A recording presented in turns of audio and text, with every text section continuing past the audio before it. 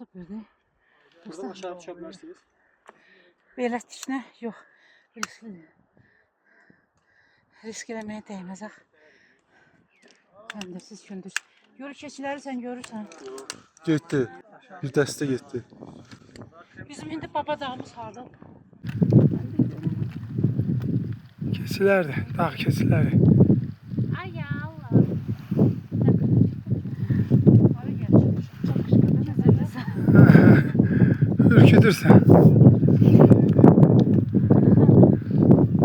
Onlar çox yaxşı qulaqlar eşidir. Ayıq. Qışqırmasam dedim. Ay dəli bəlkəm onun üçün gəlir bu yanlara. Keçi tutmaq üçün.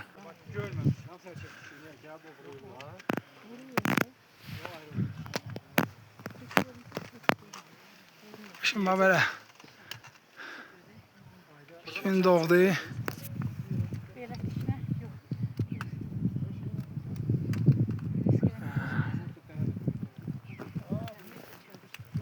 Belə bir sıldırımın qırağındayıq. Aşağıda keçilər vardı, bir sürü keçi. Gözəl bir yerdir. Baba dağa tərəfdədir baba. O yana. O yana gedəcəyik. Allah qoysa o zirvələrin üstünə. Qarlı zirvələrin üstünə. İnşallah baba dağı təqribən bu dağın dalındadır. Ən hündür zirvədir burada. Gözəllikdir.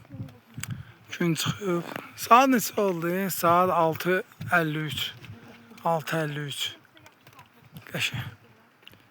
Səhər 4-də çıxmışıq. Səhər 4-də çıxmışıq, gün açıldı. Aşağıda